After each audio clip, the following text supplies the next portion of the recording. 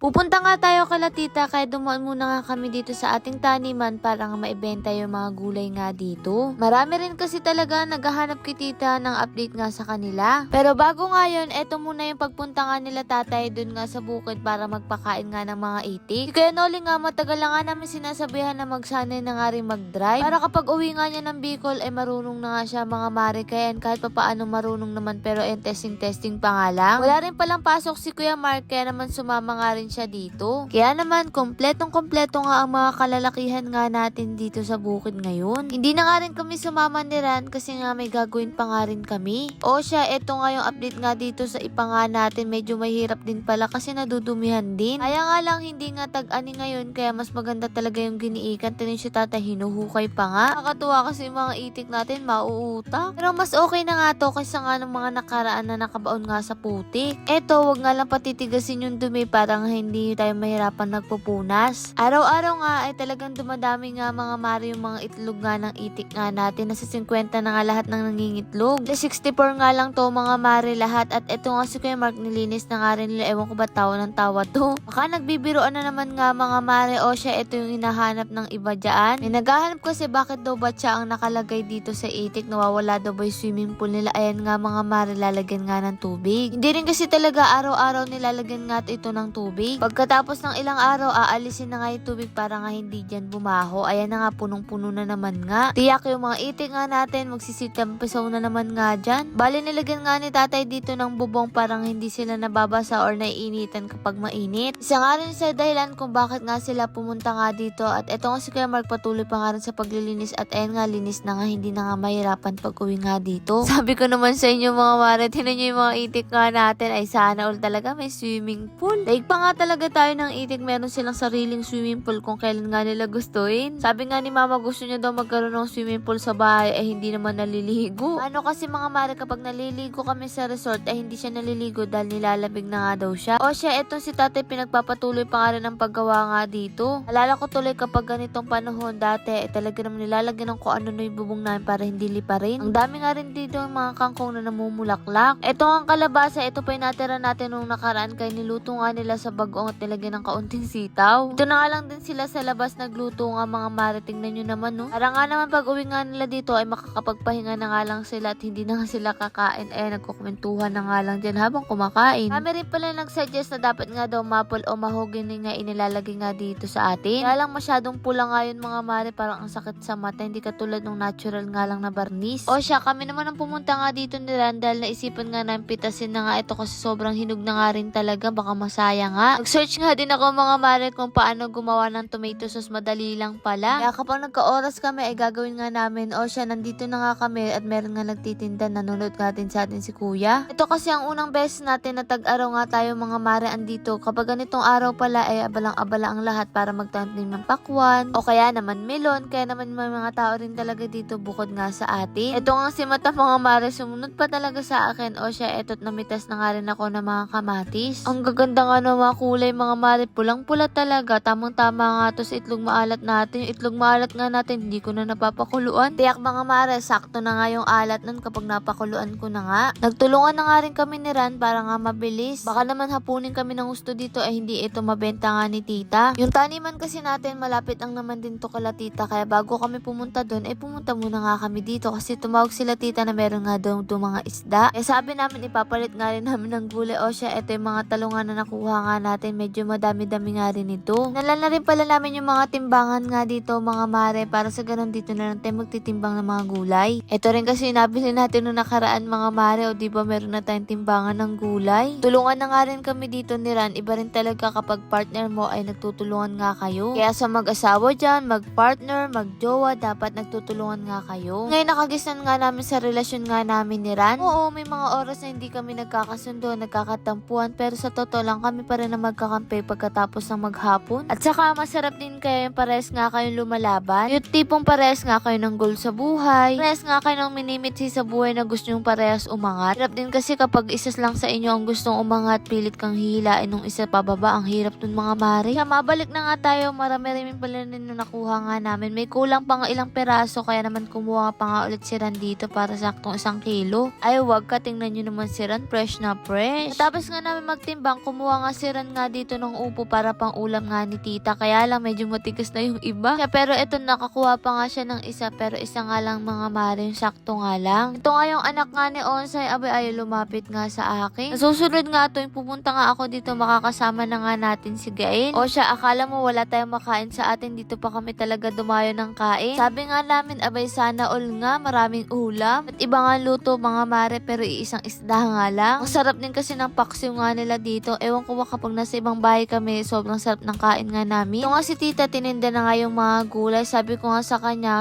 na nga lang din yung benta. Kasi naman nga mga mare, masayang nga sa puno. Pero ang galing-galing nga lang ni tita, wala pa nga siguro 30 minutes, abay bumalik na, tubos na nga daw. May isa na nga lang daw nga mga maring hindi na ibenta. Sabi ko wag niya na ibenta para sa kanya na nga lang pang gulay niya. Gulay nga natin, napalitan nga mga mare ng tuyo. Sakto nga to sa mga gulay natin pang sahog-sahog nga mga mare. Kaya yun, kumuha na nga rin ako. Alam niyo naman, mahilig nga tayo sa tuyo. At eto, meron pa nga ditong hipon na maliliit, yung pang gisa-gisa. Sabi nga ni Ate Lerma, masarap nga daw to sa gulay. Kaya kumuha na nga rin, abay tinikman ko pa nga. Buti na nga lang talaga ay nakita nga namin si Tita O, naabutan pa nga namin. Dahil aalis nga sila para nga dumalo ko ila tito. Bukod nga pala dun sa hipon at tuyo mga mare, eto pala binigyan din kami na titang hilaw. O siya, eto tinan yung anak nga ni Onsay dito, nakasimangot. Nung paalis na pala kami, ay sumama na nga rin kami kila tita, sumabay na kami. Dahil nga magab-gabi na nga rin kasi marami pa rin tayong gagawin. Lord, maraming salamat sa lahat ng blessing at syempre sa inyong mga mare. Paano ba yan? Bukas na lang ulit.